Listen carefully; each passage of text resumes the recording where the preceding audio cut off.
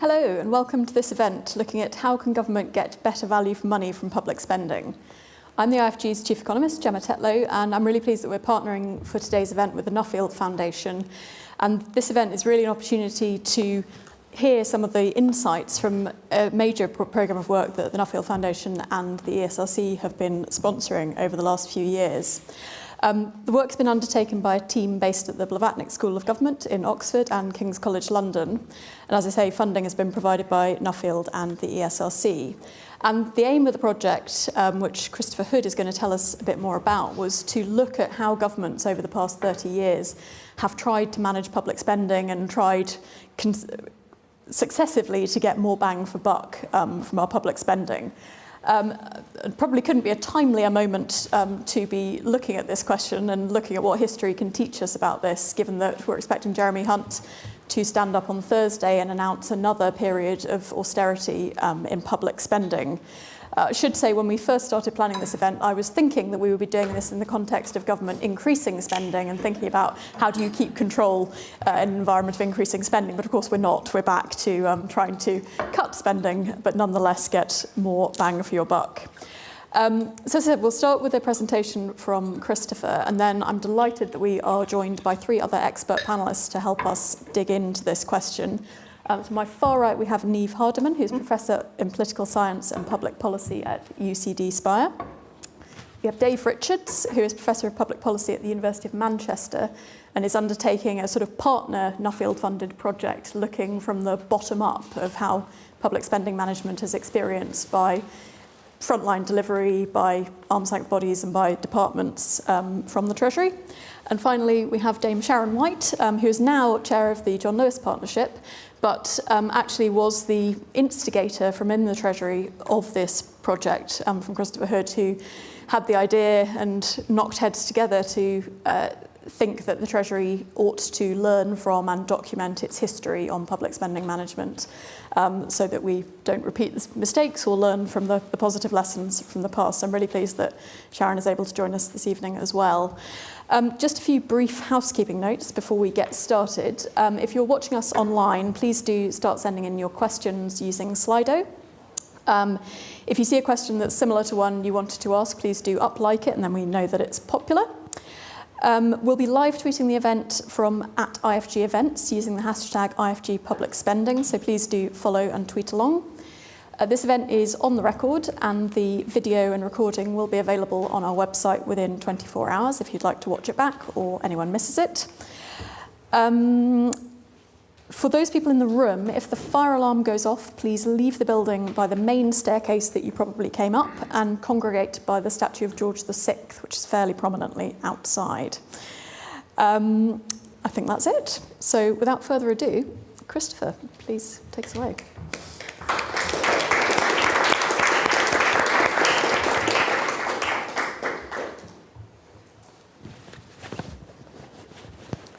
Thank you, Gemma, and hello everyone online as well as in this room. And thank you for inviting me here today. I'm going to start off by saying a bit about the background to the project and how it was put together. And I think there are two things that you need to know about that. Let's just get my next slide. Oh, right? I think you've got the We've got the wrong one. down, Christopher, so you're probably going backwards, not forwards. Right. Sorry. This is the one I want. How do I go to the next one? Just going to go along that way. Oh, it's that way. Okay. Okay. All right, sorry about that.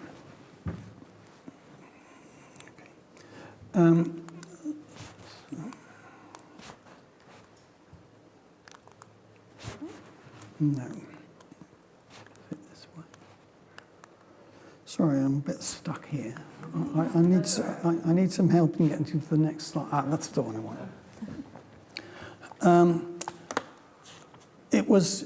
This project was intended as a partnership operation, bringing together a number of different bodies to produce research on the history of public spending control.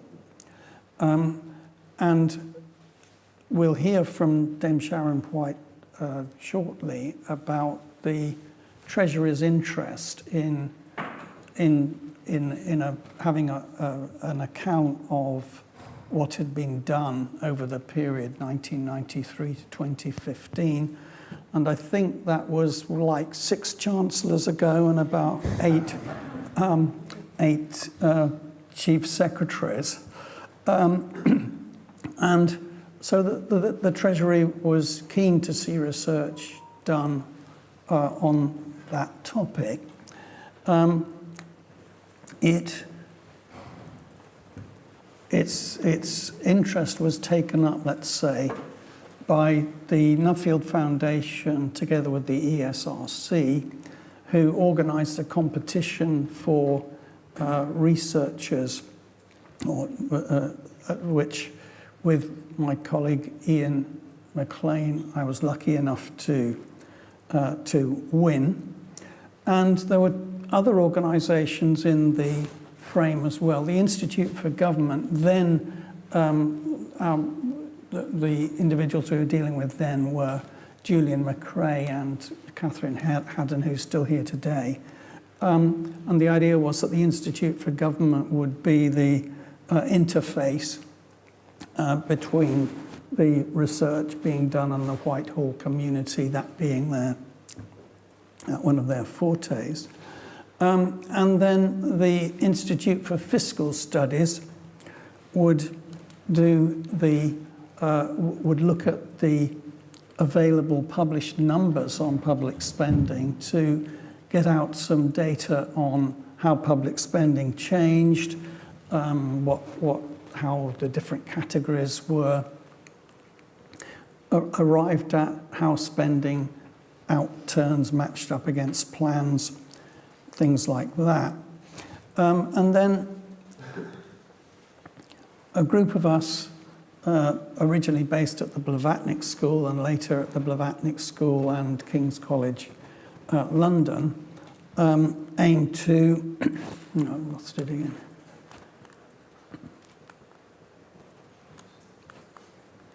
Do you want me to operate the clicker? If you just tell me. No, this is what I want. Okay. And so that was the plan. And let's just go back to this again.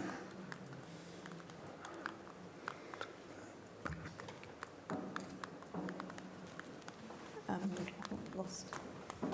Oh no, that's not what I want. That's not what I want. Yeah, that's what I want. And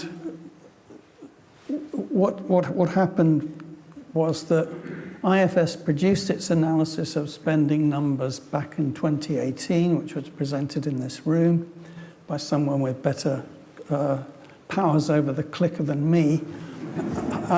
And since then, Team Blavatnik, as I might call it, meaning myself, Barbara Petrovska, Ian McLean, and Maya King, aimed to go behind those IFS numbers about what happened to public spending figures over that period to the fiscal constitution issues, as we called them. And our main basis for this was interviews of upwards of 120 people who'd been around. And the original research study, the original research call, as it went out from Nuffield and ESRC, called specifically for a big book, a big academic book that would chart this element. And I think that was because, I'd be interested to hear what Sharon White has to say about this, because they had been impressed and had found useful a study by Maurice Wright and Colin Thane of public spending control between 1976 and 1992, and felt that there should be something similar for the later period. Now, so that's the design of the project, and in addition to the players I've already mentioned, subsequently, as Dave Richards will be explaining to you, another project was added, looking at this whole field from an opposite bottom-up perspective, and Dave will be talking about that. So now I'd just like to say a few words about the question we're considering tonight, and we'll notice that we're talking about, or the title of the session includes the terms the government, ensure, value for money, and public spending. All of those are terms that we could spend quite a while exploring. What exactly counts as public spending? What do you have to do to ensure anything? What is value and who decides it? But the point that I'll just make for now is, do we mean government in the American sense, comprising different branches, judicial, legislative, executive, or are we only talking about executives and the bureaucracies that work for them? What I would suggest here is that the judiciary and the judicial branch of government in American language can sometimes be important. And one of our vignettes that we developed in our study is the Purgow Dam case of 1994, where you see, in that case, the English High Court coming to a judgment about value in public spending in a case that the grey heads among you will perhaps remember, in which a permanent secretary acting as accounting officer had asked for a direction by the then foreign secretary for authorizing expenditure on a dam project in Malaysia, which had been found to be uneconomic, both by the Malaysian electricity authority and which therefore the accounting officer had asked for a direction for. And the High Court, the English High Court in 1994, argued that this spending was illegal under the terms of the development aid statutory framework. So there you see a case of a court of law intervening into the issue of what counts as value. And indeed it set off, again I'll be interested to know what the civil servants here think, it set off a chain of events in which the whole process of asking for directions became much more open, to the extent that you now read about them on the government website, whereas at the time of the Purgow Dam case, they weren't all even reported to the Treasury and to the Public Accounts Committee.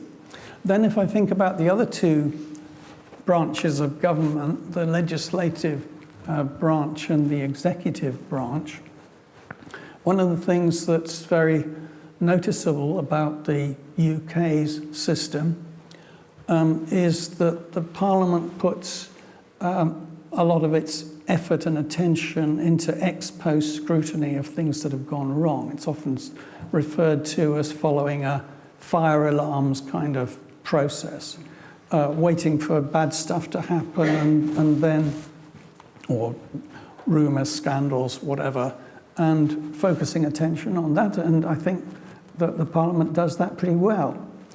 But on the other side of the coin, you get extremely perfunctory parliamentary approval of spending proposals.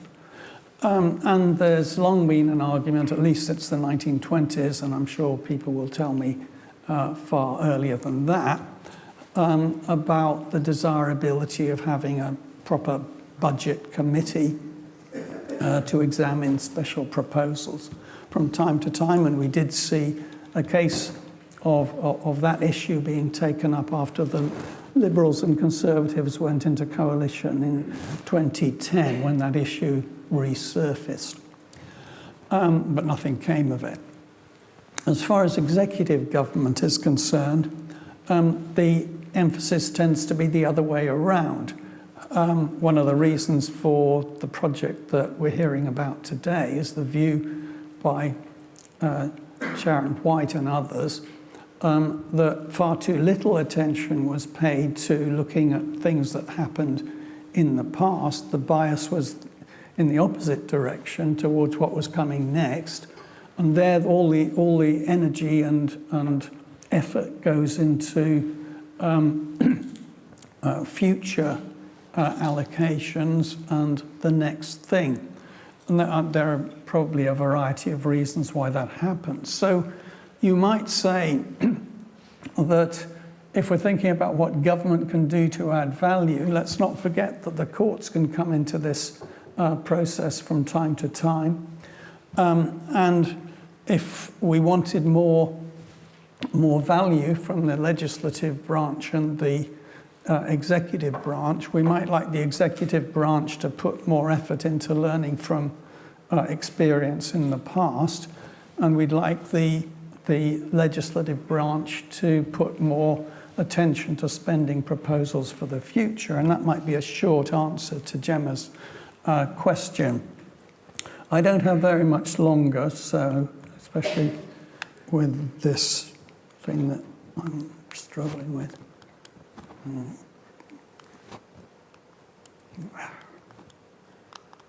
Yes, I've done that. No. Yes, I wanted, how am I doing for time, Gemma? You have probably 0 minutes. 0 minutes. In that case, I'll just read out what's on the slide here. If you look at what the executive government does for securing value in some sense or another, and we can debate that word. I was going to take, if I had been better in control of this clicker thing, I would take you through 4 types of activity that we observed the Treasury operating. One, it's approval and reviewing activities, and I was going to mention fundamental expenditure reviews in the 90s, the Gershon efficiency review of 2004, the economy, the efficiency and reform group under the coalition and its drastic system of approvals. I was going to move into nudging and incentivizing, where there's a great deal of activity around the Green Book and training people. The Green Book is the Treasury's handbook for appraising projects and policy proposals and managing business cases. A lot of activity around that, mostly unsung heroes. Parliament doesn't take much interest in it, but important work being done, described to me by one interviewer as trying to hunt an elephant with a pea shooter, but still important. I wanted to discuss end-year flexibility, the idea that you get better spending if you allow spending to be carried over. The whole story of the changing of the accounting system in the early 2000s, after years of planning, in order to encourage better use, particularly of capital assets and land. And what my colleague Ian McLean has described as fiscal responsibility and sub-national governments, and the principle that extra marginal spending should be met with, should be funded by extra marginal taxation. I wanted to talk about listening and intelligence gathering and how that works.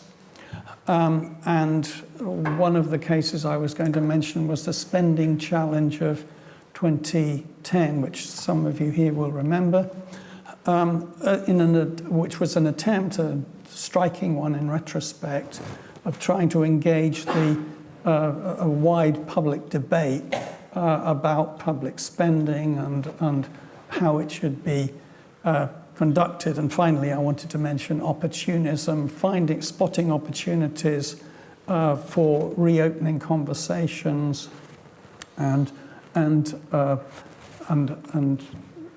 reopening challenges at times when events allow. For example, just one example, and then I'll sit down. In 2010, in the Ministry of Defence, the permanent secretary, the Secretary of State, Minister of Defence, and the Chief of the Defence Staff all changed over in the 1 year. That almost never happens. But an event like that creates an opportunity for reopening conversations in a way that might not apply in different circumstances. That was the kind of thing that I had in mind over that. So that concludes my talk. I can't find this. I think there's an error message on the computer in front of you, Chris. Oh, is it? Well, I hope I've got my point across. I wanted to go into that, and I think I'll leave it there. Okay, great.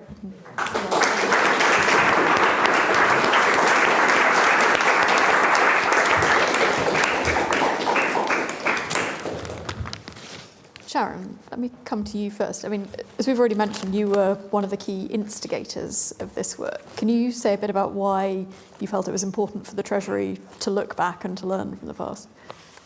Well, first of all, it's I have to say it's so surreal being here. I mean, as well as very lovely, I've sort of run into close friends that I haven't seen for about 5 billion years. So if nothing else, thank you, Christopher and everybody at IFG, to allow me to spend a sort of half an evening going back to back to a world that I loved and feels like yesterday, and also feels like about 10 billion years ago. I mean, I remember I had a summer holiday, and I remember coming back. I think I must have been about 2 years in. I was in the Treasury in the early 90s. Went away and did lots of things, and then came back for the coalition government. And there was this sort of moment of thinking. It felt incredibly historic, what we were doing. I mean, obviously, we've potentially got austerity 2.0 on Thursday, so maybe these things aren't so quite unprecedented. But coalition government, just the scale of the fiscal consolidation, obviously coming on the back of a financial crisis, which we seem now to be sort of specialising in once-in-a-generation events, which seem to be happening sort of every 5 or 6 years. But it felt sort of genuinely historic. And some of you in the audience know the Treasury very well. And one of the interesting things about the Treasury, well, certainly at the time, George Osborne is a historian, and he was, I have to say, slightly unexpectedly very supportive of this work being commissioned, even though it meant sort of, lots of access to papers, but he was very supportive. The other thing about the Treasury is it's full of incredible people and full of incredibly smart people, and has probably got probably still the case, probably has got the highest turnover of any department. So when I first went back to the Treasury, the sort of average tenure in a role was about 9 months. So literally you did 9 months and reformed defence and then went off and reformed financial services. So you had this sort of weird juxtaposition between the sort of the scale of the issues and the historic nature of the issues, and the fact that you're in a department that's got inbuilt very, very high turnover, but actually a lot of interest in history and in economic history. And I don't know, it just felt very important that this period was documented. And I mean, it feels a bit like Christopher has been a surrogate parent with a sort of, 7-year gestation. Because I can't quite believe the book is almost going to be published. So I think it's having it on record. And it was one of the hardest things I've done, but it was also an incredibly invigorating and fun time, because you felt that you were doing something very important, and you had new institutions. Some of you know my husband was the first main head of the Office of Budget Responsibility, so even in terms of, sort of family dynamics, it was sort of this weird thing of probably for the kids or the grandkids, just having this very important record, and as Christopher says, with the backstory of essentially what had happened sort of 20 years beforehand. So it's very fantastic. Brilliant. Thank you for that insight into the start of this, and we'll definitely come back to you to ask how you feel it's gone since. Dave, let me come to you next. So we've already mentioned that you're sort of conducting a partner study to this, almost from the other end, understanding how this spending control plays out on the front line, as it were. Yeah. How does it? What are you finding as it feels on the other end of Treasury spending control? I think partly in answering that, I should sort of say where we're at. I mean, first I have to thank both the IFG and Nuffield for putting this event on.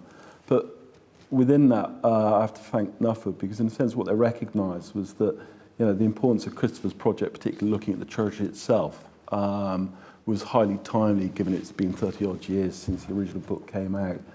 But we sort of came from a very different perspective, in that they also recognised the need, particularly given the nature of what it is that Nuffield is interested in, that to undertake a bottom-up study. And in so doing, I have to say, partly there were a slightly different cycle in terms of the project itself, in that we've still got another 12 months to go from where we are. But our project, in a sense, is looking at 3 different case studies. We're looking at special education needs, we're looking at homelessness, and we're looking at prisons. And of course, all of those 3 case studies themselves, we're doing it from a bottom-up perspective. We are going to go into the centre. In fact, we're just at the stage in the project to go into the centre to do a series of interviews in Whitehall. But we've been doing interviews over the last 18 months across those 3 particular policy areas. And of course, the reason we chose those policy areas is that they're highly complex, and they are cross-cutting, and they are all related to one another. So it seemed to be a sort of timely opportunity to undertake that. And I think I mean, if you asked for feedback, and I wrote down, I have to be mindful that we haven't gone into the centre yet. So some of the themes that constantly reoccur throughout our interviews, and I don't think they come as any particular surprise, and the extent to which short-termism still pervades the system, I think remains an issue. I think the second issue is the extent to which spending control itself continues to be separate from strategic planning, and that's particularly so from a bottom-up perspective. I mean, the reality is that if you're a frontline service deliverer, you are working on annual budgets more often than not. Short-termism pervades that system. You're still operating in an area of uncertainty, and you don't know what your budget's going to be for the following year. That mitigates against long-term strategic planning. So I think those are some of the things that still emerge from our project. The other is, the dominance of siloized budgets, and the extent to which, along with that, hierarchy remains both accountability remains predominantly upwards facing, and in so doing, with that upwards facing, everything points back up to Whitehall. And I think there's a really interesting set of questions there about thinking about downward accountability and different sets of models of downward accountability in order to see in which these different case studies operate. And the final one, and I think it's not an unfamiliar one, is the extent to which coordination does still, across our case studies, remain relatively poor, and particularly in the area of fiscal consolidation, the extent to which cost shunting still takes place. And you see that very prevalently across, at least 2 of our 3 case studies. So, if I was going to pull all of that together, I think I'd do it in the context of the current, move to outcome delivery plans, which, I think are to be applauded because they do instill longer-term thinking into the system, and it is something that is widely recognised. But we can see come this Thursday, to what extent is long-term thinking going to be in some way shaping what is delivered on a Thursday? Or are we back into a world in which outputs, determine what costs are, and that's what's going to be, the state of play come Thursday. So there's a lot of stuff going on there, but in many ways it's a work in progress. Neve, you obviously look across other countries, and to what extent are there lessons that we could learn in the UK from how other countries approach spending management and getting more from public spending? Thanks, yeah. I haven't been directly involved in this project. I've been on the board of advisors, so I've taken a great interest in what Christopher and his colleagues have been doing over time, and the effort that has gone into it, the volume of information that has come out of it is really impressive. I think everybody will be really interested in seeing the book when it's eventually published. And the bottom-up case studies will be just fascinating to see. What I would like to do is zoom out really and look at take a more macro and more comparative perspective. I'm a political scientist and a political economist by training, and this is the sort of way I'm coming at some of the questions I'd like to just raise or throw out there to maybe contextualize some of the issues that are coming from within this project. I would like to maybe just comment on the impressiveness of the endeavour. What's coming out of this project is the huge volume of information, the scale of the information gathering, and the excellence of the reporting that is available in the UK. It's very high quality. The work of the Treasury is really very, very amazing. These are not where I want to raise the questions. The question of spending control took me a little while to get my head around, because Britain is not out of control in its public spending, in a comparative perspective. Debt levels are around about average in OECD terms, as are deficit levels. Current spending is, it's gone up in the usual sorts of ways for reasons to do with extreme events in the international domain, and particularly a pretty unprecedented pandemic. And in terms of institutional design, Britain, in comparative terms, looks like not a very problematic case. It's got all the right independent institutions. It's got its Office of Budget Responsibility. It's got a highly functioning, extremely well-resourced and Treasury full of expertise. And in comparative terms, work that's been done on the institutional design underpinning fiscal coordination strategies doesn't seem to reveal the UK as particularly problematic. Work by, for example, Halleberg, Strauch and von Hagen suggests that, in general terms, if I may just throw out some general conclusions from this study, in single-party governments or in multi-party regimes where there's a limited spread of ideological difference, the most effective way of ensuring strategies of fiscal consolidation is by delegating powers to finance ministers. In other words, it offers you strong and centralised controls over your spending strategies. In multi-party systems with a high ideological spread or highly varied ideological orientation, a more effective strategy is to have what they call fiscal contracts. Pre-government formation negotiations between the parties entering into coalition together about what their spending projects are, what their aims are, and a prior agreement about the spending strategy for a fixed period of time in a multi-annual program of multi-annual targets. So in institutional design terms, if you take those terms for granted, you would say Britain doesn't really have a problem with institutional design. But then you look a little bit harder and you say, well, if fiscal consolidation is the aim, you say, well, should it actually be the aim at this time? So I want to raise a question about that, about the debt narrative and the times at which austerity might be undertaken. And the other side I want to raise is a question about the degree of ideological spread or differentiation within the system. If there is some sort of broad framework of ideological agreement about the terms, about the kind of the facts of the case, then the delegation model works very well. But I want to suggest that we're seeing some strains emerging in institutional design in Britain now. So the first thing I want to just raise is this question about austerity and about the debt narrative, we might say. One of the questions you might ask is about the actual construction of the concept of the fiscal black hole anyway. It's a slightly nebulous term. It's quite malleable. Even the scale of the deficit is contentious. The research done by Tax Research UK, for example, has been suggesting that a great portion of the €50 billion debt that has emerged through financial market disasters of recent times is actually made up of index-linked bonds that are not actually due to come to maturity until around about 2040. In other words, it's all being amortized into debt consolidation now, as opposed to sort of a $3 billion a year strategy of setting aside funds to meet future contingencies, future liabilities into the future. So quite how the accounting is done to establish fiscal black hole is problematic. But so also is the sort of the macroeconomics of the timing of the implementation of austerity. Fiscal consolidation is not something anyone should take lightly, of course.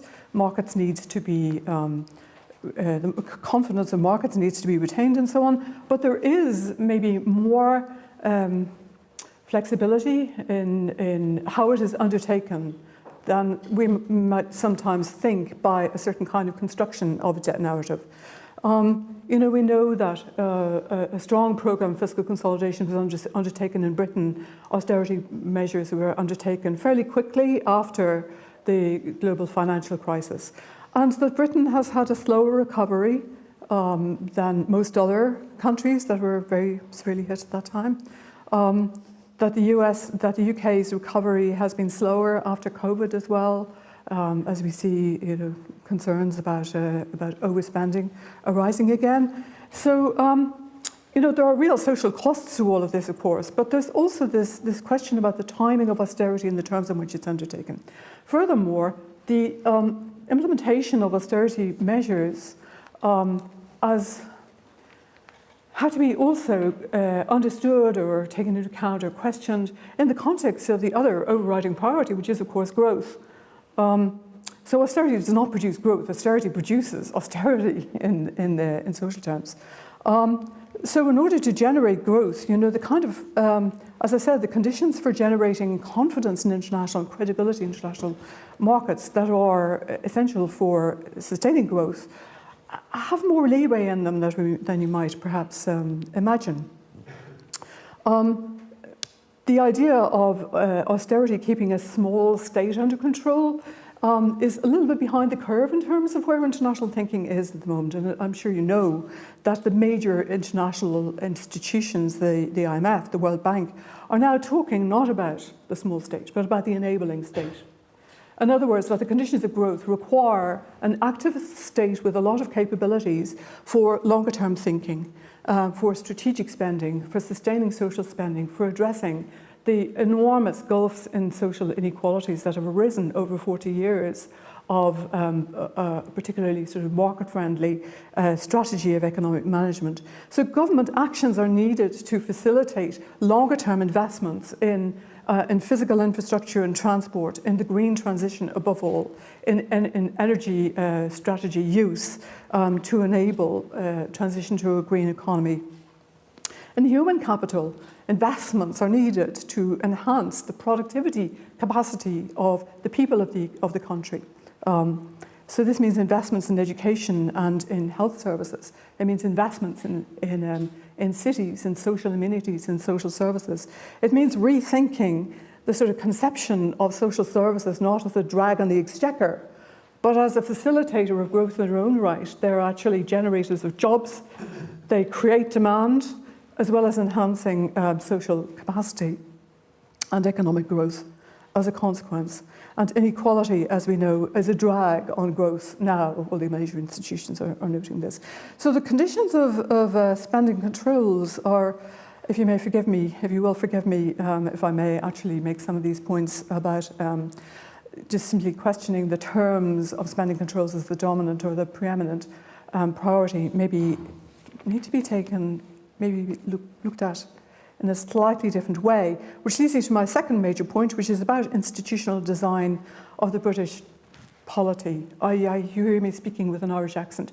Forgive me, I'm not speaking as an external critic of Britain. This is not my intention. It's simply as a political scientist noting in comparative terms the way in which what we might think of as this kind of under-constitutionalisation of many British institutions might now be creating their own sorts of problems. Britain has been well known for a long time as a country with remarkably stable institutions and a remarkably well-functioning government, with astonishingly no written constitution and a lot of tacitly understood customs and practices that sort of kept the frame of reference, kept the show on the road. But we're seeing a little more strain in these now, and in comparative terms, what we're seeing is the consequences that come from two things in particular. Something that's happening with executive power and something that's happening through the nature of the electoral system. With executive power, some of the older customs and practices, the older assumptions about how things should work, because they're quite flexible, have been pushed a little further along the road. And these incremental changes have been very much in the direction of further centralisation, both within the executive itself and with the executive vis-a-vis Parliament. So the flexibility, in spite of the independent institutions, the OBR, the independent civil service and so on, has meant that decisions, crucial decisions, can be taken by an ever smaller cadre of people. We see very limited cabinet responsibility now, and we see a very strong executive in relation to Parliament, so that the Chancellor's, famous red box and so on. Most European countries no longer have a big surprise budget on budget day. They're signalled very well in advance. It's discussed with all the stakeholders, with all the interest groups, with all the think tanks and so on. So the decisions on the day, there may be tweaks or details that are a surprise on the day, but the broad strategy is not a surprise and enables that sort of longer term thinking. In addition to the post hoc scrutiny, or at least the processual scrutiny of the Finance Act, the Finance Bill as it goes through Parliament, and the capacity of Parliament to amend proposals as they come along before the thing gets implemented at all. And this is part of what facilitates short-termism, if everything comes as a surprise and the long-term consequences are not foreseen and taken into account. So moving on to then the majoritarian electoral institutions. Again, I'm sorry to rush you. Oh, sorry. Okay, it's just, this is really my questions. Final point.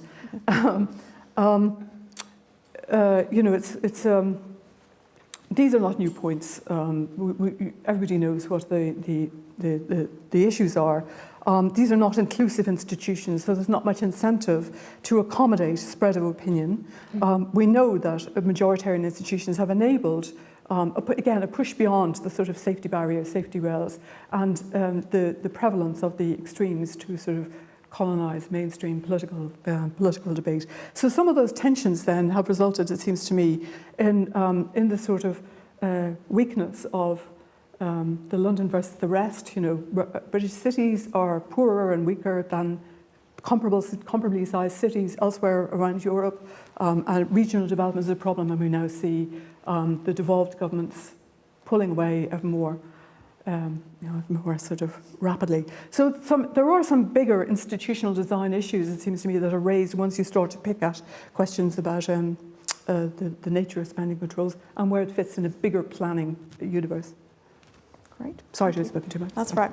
I do want to allow plenty of time for questions from the audience as well, but I'd just like to follow up on a few things that each of you said.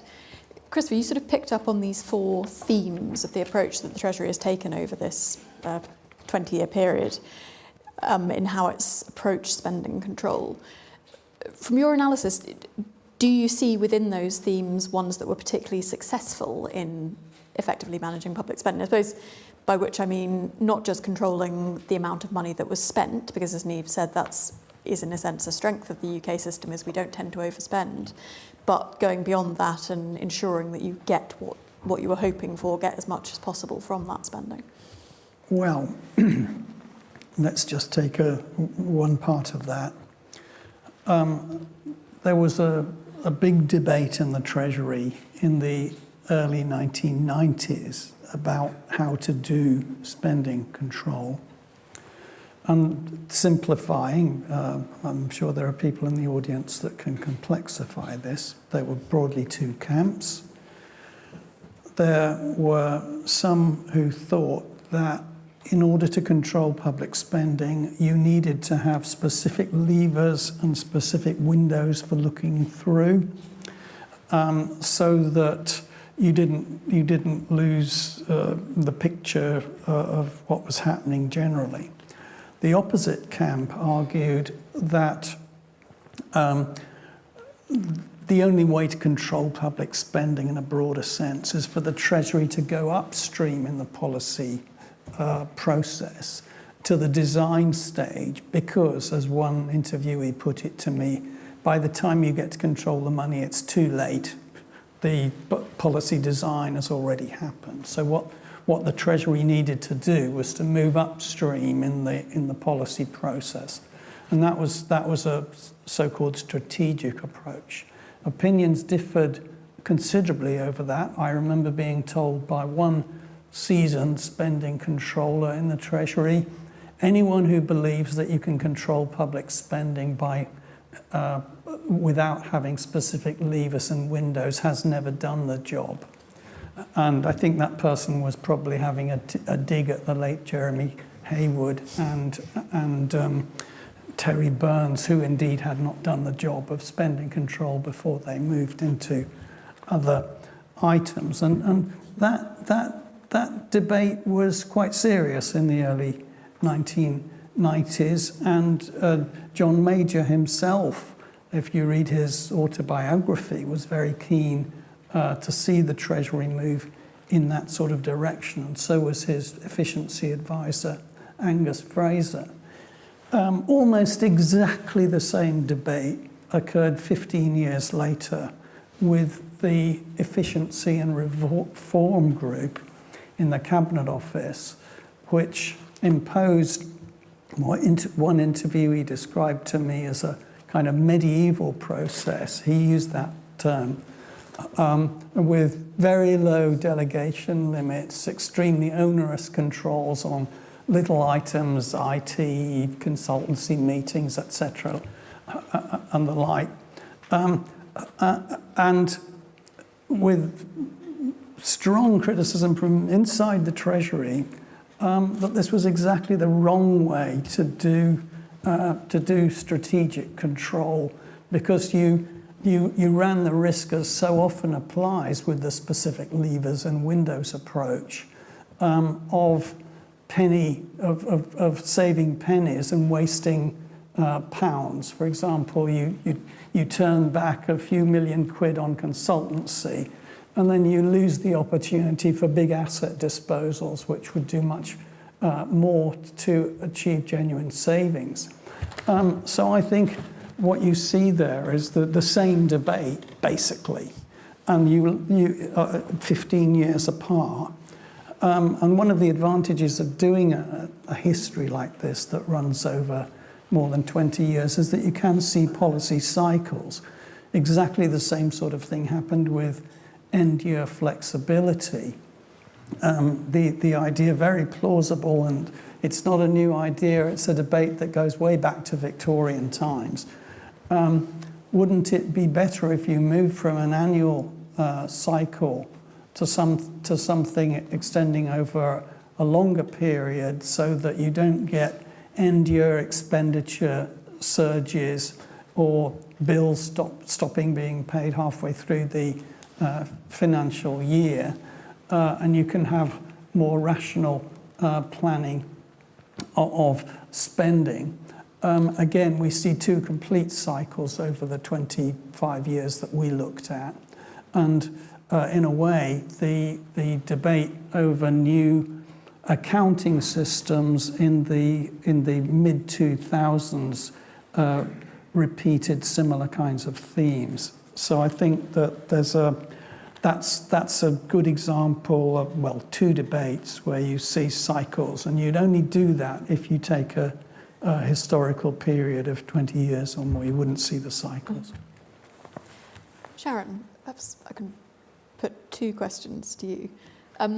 Firstly, I'd be interested in your reflections, having been in the Treasury, as you said, in 2010, in that period of trying to cut back on public spending. What did it feel like as a Treasury official, presumably not just wanting to make the numbers add up, but ensure that actually you were also at the same time being able to deliver the services and the state that the government wanted alongside that? So love to hear your kind of first-hand reflections of how that felt, because obviously there's a lot of criticism from the outside of when it doesn't quite work. And I suppose my second question is, now that you've moved on from the Treasury, do you have any sense of the appetite within the Treasury now to receive Christopher's book and learn and not repeat the same mistakes again and not have exactly the same cycle? Gosh, it's funny, as Christopher spoke, my first time I worked on public spending was in the 1990s, and the kind of establishment of planning control totals, which just makes me feel sort of completely ancient. Sort of reflections on austerity one. I mean, it's a very boring point to make. It's very hard to cut spending, and it's very hard to raise tax. And it's very hard to cut spending in a way that's sustained, and it's very hard to raise tax in a way that's sustained, and for which there is sort of, your point, sort of ownership, not just sort of politically, but sort of ownership in society. And I think what I remember very much of that period was, obviously we were only sort of 2 or 3 years after the financial crisis. Actually, I do think there was although there was a sort of debate, which I guess is now sort of playing out a little bit between, surely it was the right time for the government, for the country to invest in infrastructure and capital projects because interest rates were low, and obviously we've got the normalisation of monetary policy. There was a sense in which it was really important to create fiscal headroom, because what happens if there's another crisis? What happens, just with the sort of routine of the ups and downs of the cycle? So I remember lots of very thoughtful debates about fairness and what spending isn't protected, and obviously one can argue whether this was the right thing to do or not, but health, pensions, partly I think for sort of political economy reasons, but there was a sort of important debate about where there were red lines. Obviously it was a coalition government, which although actually of huge overlap, I would say, in terms of the sort of economic approach of the Quad, I guess, the sort of four principles: David Cameron, George Osborne, Nick Clegg, Danny Alexander. Actually, I think there was very, perhaps on some distributional impacts, there were differences of view, but actually in terms of the core economics, I think they were very, very aligned. So you had this sense of actually making the numbers add up really mattered given the financial crisis. Spending hard to control, taxes hard to raise, a coalition government, which we hadn't had for eons, but actually working quite effectively, and some inevitable horse trading, but real alignment, I think, in terms of the sort of economic position. And then always very difficult issues of fairness. Mm-hmm. And obviously, many of us are civil servants, we're not politicians. Would I have taken a different view, taken a different approach even at the time? Probably yes, on some issues. But it felt very important to get the public finances back on track. Second question, will the Treasury read the book? So the Treasury is quite good at I think, at learning. It's I'm very biased. I love the Treasury, and unfortunately the Treasury is never quite as good as in a crisis, so I suspect, you know, it's a sort of interesting time for them now. But I think if you're a typical Treasury official in your 20s, maybe early 30s, who's maybe doing this scale of fiscal consolidation, coming out of this very peculiar 6-7 week period where, I don't know how you describe it. The markets have reacted in the way they've reacted, and so the sort of urgency's there. Actually, I'd love Christopher's book to be able to flick through and say, oh, thank goodness, actually, this felt different circumstances, different contexts, but actually here are some pointers. Here are repeated cycles, repeated advice. I think the Treasury will read, absorb and learn the lessons. It's a very thoughtful, very adaptable learning organisation. Excellent. But I'm biased. So. We'll be spamming them with copies of the book. Dave, we variously touched on the sort of persistence of input controls as keeping control of the purse strings, and perhaps less focus at sometimes, particularly on what you're getting for the money and the kind of outcomes approach.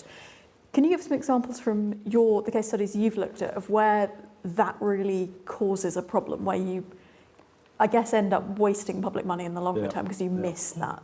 So I think I'd give two different examples from two different case studies. I think prisons, which is in a very sorry state at the moment, but what we've seen under austerity mark 1, if you like, going back to 2010, is a period in which the direction down through the prison agencies to the prison governors, etc., was of staff cuts, and I mean the long-term impact of those staff cuts, where you're losing experienced prison staff, you're bringing in much more junior staff, the stoking up of problems that emanate from that. And then on top of that, you'll also get, say, with cuts, the lack of investment in the real estate around about prisons. And it's interesting to see now that for quite a long period of time we've had a lack of prison riots. We can all remember going back to some of them can remember going back to Strange Days, etc., and the regularity of riots. Well, now you can see that with a lack of investment in infrastructure and the cuts that come from lack of investment from infrastructure, that the real estate within prisons are deeply problematic, and that's building up a series of longer-term problems further on down the line across a whole set of areas. I think the other, and this is a well-worn path we've been down, but again, I go back to the longer-term element of outcome delivery plans, because if I take special education needs and the Warnock report going back a few decades now, even then, when that report came out, one of the questions was about to what extent did longer-term outcomes benefit particular departments. So within the case of special education needs, if you invest early and you have early intervention, you can see the multiplier effects that come from that. But they can be further on down the line, and they can be felt in different departments, be it, for example, now the Ministry of Justice or in health. There are longer throughputs on those benefits. So the short-term cutting then negates the impact further on down the line. So there are multiple elements to this, but I do come back to, and it goes back to this Thursday, it is my worry that we're going to have this prioritisation on inputs only. And to what extent does long-term thinking and strategic thinking just go out of the window given the current environment and fiscal consolidation we're going through? Niamh, I was really interested in your remarks. You were saying the UK is an outlier in having a lot of budget secrecy, and that's uncommon in other countries now. Something that the IFG has long bemoaned is the degree of budget secrecy that we get and how that undermines long-term planning. What's the story of other countries? Why have they shifted away from that? What was the selling point to politicians that persuaded them that actually budget secrecy wasn't all it was cracked up to be? Well, if I can link what I was saying about the sort of institutional management of fiscal consolidation back to what Christopher was saying about opportunities and what Sharon was saying about the experience of the kind of coalition government. in a sense, what we're hearing from you, Sharon, is the way in which some issues were open for debate, maybe for the first time in a new way, where there were actually different policy priorities from two parties that had to negotiate with each other in the making of budgets. I mean, that is something that you see, in other countries where coalitions are much more normal, and where, as I mentioned, the delegation of powers to a very centralised finance minister makes sense if you have a single-party government, or a coalition that doesn't have a lot of spread of opinion about what should happen. Well, even within single-party government in Britain now, maybe there is more of a spread about what ought to happen. So the model of fiscal compacts, which facilitate and enable longer-term planning and multi-year budget commitments, a priori, in advance, but that are laid out in the public domain and often costed by the finance department. In the Netherlands, for example, every party's budget proposals or election plan is costed by the officials so that voters can see, and they have to do this because if they're going to go into coalition government, all that costing has to be done in order to be able to negotiate a coalition. Now that's very new and very different and really sort of outside of the comfort zone of British budget policy, as I understand it. But what Sharon was saying was this was a new experience, and it was an opportunity, it was a moment of opportunity. And what it opened up was priority setting on the policy front, but also maybe some more discussion about the connections or relationships within the Treasury itself between those people who are thinking about policy and long-term outcomes and distributive consequences and the impact of budget on the one hand, and the people who are doing the accounting side of it and the budget design side of it on the other. And as I understand, forgive me if I'm getting this slightly wrong, but those two sides of the Treasury can not always be in totally easy conjunction, but if at a political level those debates are happening, then it opens out the way in which, or the opportunities, you might say, that arise for thinking about an outcome-based evaluation of budget planning. So, I guess, to me, it seems to me from a comparative perspective, Britain at this stage, if it had a representative government in the sort of conventional political science sense of proportional, a proportional electoral system, would be a multi-party system. And so these negotiations would need to happen between parties anyway. It's become, I think, really quite difficult to be containing these debates within what is sort of two large parties and some smaller parties, sort of system. And so some business as usual thinking, it seems to me, probably tends to prevail. So it does come back to institutional design, the bigger questions that aren't really quite on the political agenda yet, but are still sort of having all these knock-on effects.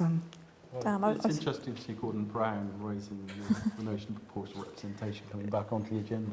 It's never quite gone away, but it's never quite gained traction either. Yes, and it came and went very quickly back in 2010. Yeah.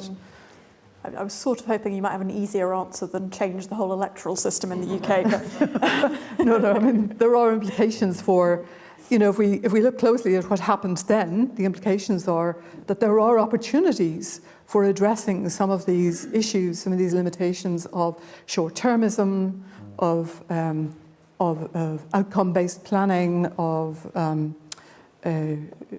taking into account a variety of perspectives, of thinking about the longer term and so on, that can be sort of in-housed, but they need to be politically sponsored and they need to be driven from within as well. Great. Well, I'd like to go to questions now. So we'll take a few in the room. So we've got one here. We'll gather a few together and another one there. Please do raise your hand if you'd like to ask a question in the round. We've got one right at the back as well. So, yeah, hi. Sorry, my name's Dara Singh. I was in DWP in 2010, and before that in local government, and now work for an organisation called Newton Europe. Well, thank you, everybody. There's such a lot of material in what you've said, and also quite a lot of questions. But my observation around spending controls, when you were talking about that, I was thinking, and value for money, I was thinking about demand-led services. So if you've talked about SEN, if you look at children's social care, adult social care, it's very hard to see how you can control spending when it's driven so much by demand, and demand particularly, I never know whether downstream or upstream is the right term here, but it's somewhere along the stream, but actually too acute for us to do anything about. So I wonder whether your thoughts on should we actually have an agreed approach to assessing the value for money of true prevention and intervention services, and actually how those over a longer term can actually exert some control over future spending, whether that's preventing children and young people going to care, for example, or actually dealing with the inexorable rise in terms of SEN costs and demands, and then failures in the system. So just maybe a thought, any thoughts on that? Second question here. Yeah, Andrew Morrison from the Department of Transport. As an aside, I actually was involved in the 2010 spending review, so I ran it in DCLG, so cutting housing and regen budgets for Eric Pickles. But I didn't want to ask about that. I wanted to ask about the Treasury as an economic department that has a, largely, I think it's fair to say, a sort of classical economic view of the world, that sees the merit in market-based reforms to drive better outcomes and greater efficiencies. And there's been some great examples of how that has been a success over the last 3 decades. But sometimes it has its limits, and you've seen examples of where those limits have been reached. And as an economist, the older I get, I start to worry more that narrow approach to thinking about political economy questions is insufficient.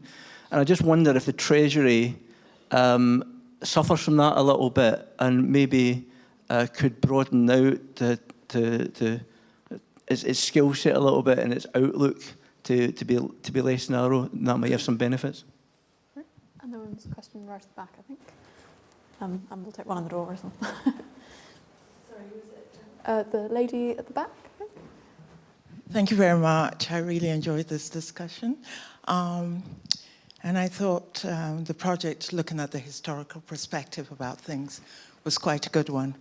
But what kept going through my mind is, did we look at how the cultures have changed and how they impacted the different cycle?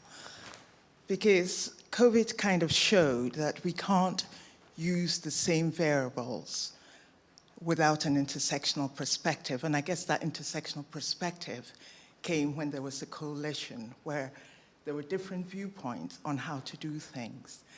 And this intersectional perspective and the impact of culture, which is changing both domestically and globally, doesn't seem to have an impact.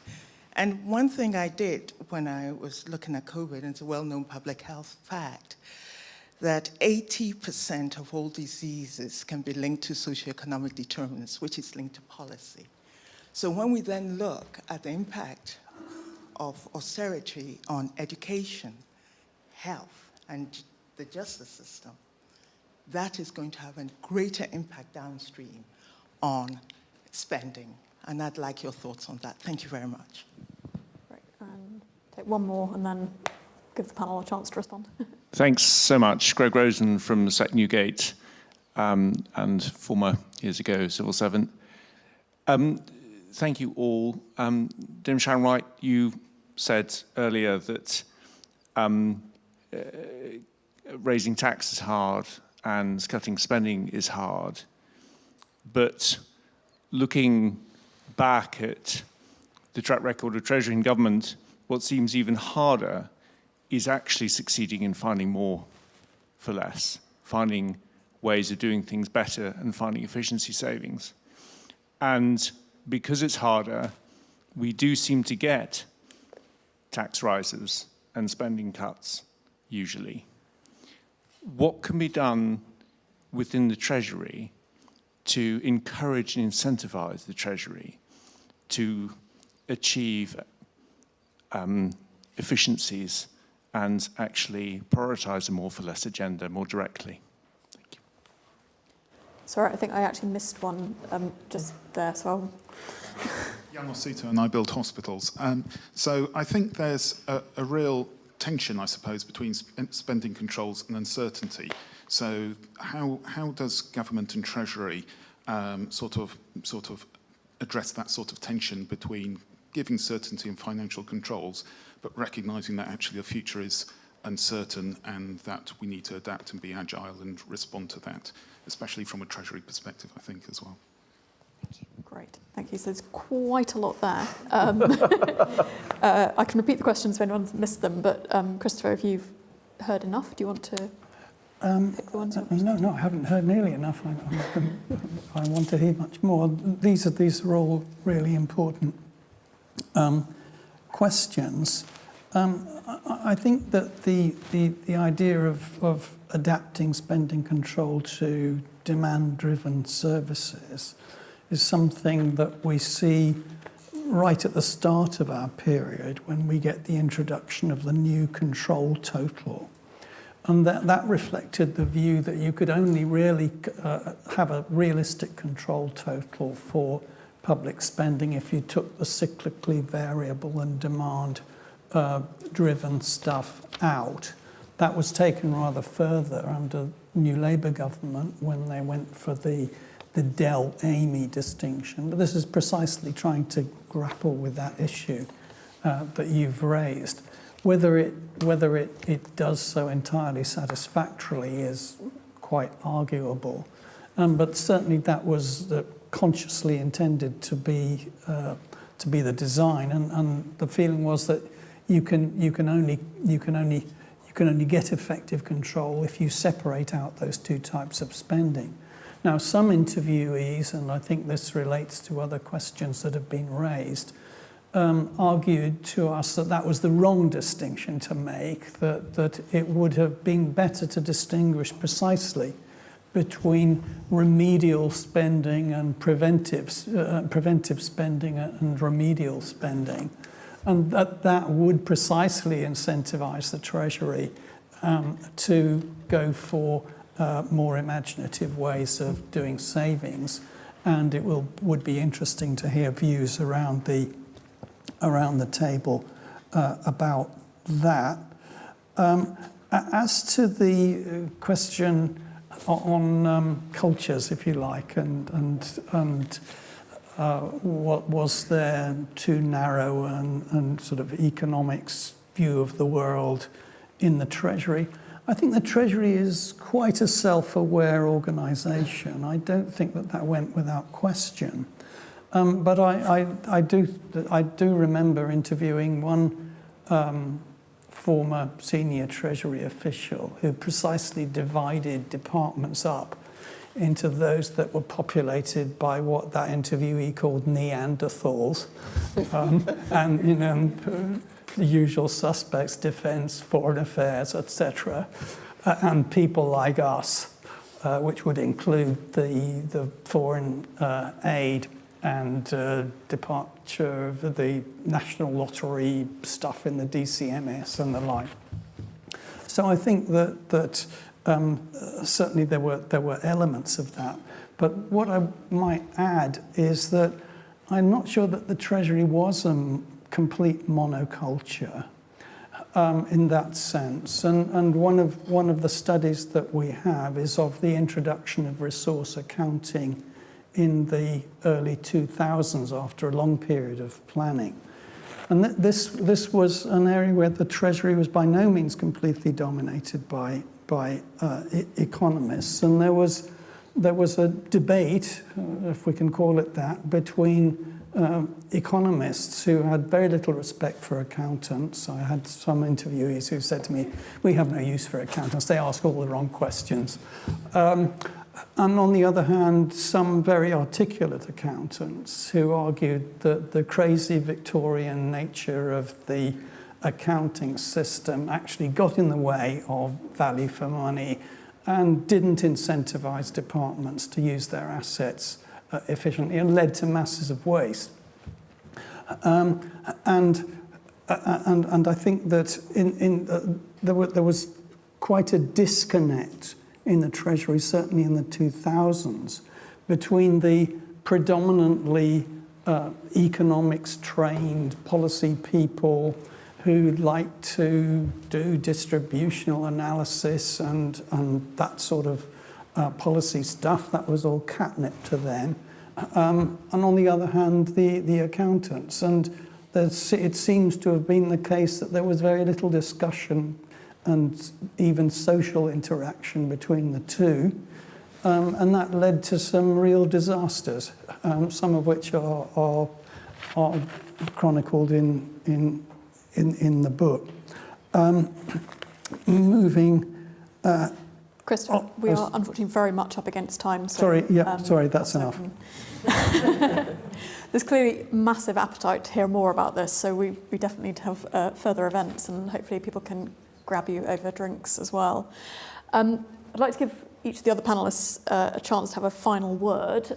We are very much up against time, so a brief final word. You can have a few sentences, but please pick and choose from what you'd like to do from the questions. Gosh. I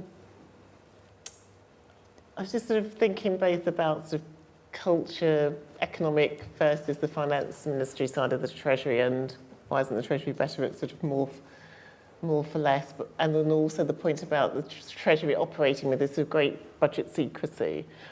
And I think there's a sort of really interesting balance for the Treasury between being able to do its job really well, which is actually you can't have a fully open and consultative process on budgets, on public spending, and yet having access and wanting to have access to experts in departments and beyond. And the Treasury has sort of, I would say, sort of relatively sort of incremental devices, you know, Council of Economic Advisors to bring different perspectives in. But I think it's a continuing tension, not least because often ministers set a culture which is extreme concern about the confidentiality of their considerations. So I think my one reflection going forward would be, how does the Treasury continue to do its fiscal job while also being more open to dissenting voices? Dave? I'll pick up on those things actually in two different ways. Looking at it in a slightly different way, I think there does remain an issue about transparency in relationship to, for example, outcome delivery plans. I mean, you know, we'll all remember going back to 2010, the coalition government saying that we're going to put bureaucratic accountability to one side, then introduce a new era of democratic accountability. Everything was going to be online, etc. And I think now, if we fast forward to 2022, why is it, for example, that with outcome delivery plans, you know, you get these very generic, bland outcome delivery plans that are published. You know, the quarterly reviews, the actual internal delivery plans are not in the public domain. None of the metrics are there. How can we be making any assessments, being held to account for that? And I think that feeds into the second part about consultation. And again, with outcome delivery plans, is that I think in terms of both opening the Treasury up and actually thinking about outcome delivery plans in the longer term, I think a greater consultation further on down the line beyond Whitehall would benefit those plans. Yeah, it's hard for me to think about the points that have been made about spending controls without also thinking about the context they're situated in, which is inevitably and invariably political. If we think about some of the attacking, for example, the yo-yoing of policy commitments over the last few years that have involved some, you know, big expenditures only to be derailed and detracked and rerouted. You know, it's extraordinarily difficult if you're to develop multi-annual strategies, if this is what we think is desirable to overcome some of these limitations of serious value for money we're looking at and proper planning and so on, without there being a wider political support for the kind of strategic objectives that I think many people have been raising, including preventive measures, addressing inequality, some of the social inequalities that give rise to, you know, massive demands on services on a short-term and emergency basis and so on. So I think that this has to be part of the thinking as well. I think it's very hard for the Treasury to do all these things all by itself within a framework that we don't also somehow problematise. Fantastic, thank you so much. I'm really sorry that we have run out of time. We could clearly keep talking about this for a lot longer. Please join me in thanking our excellent panellists.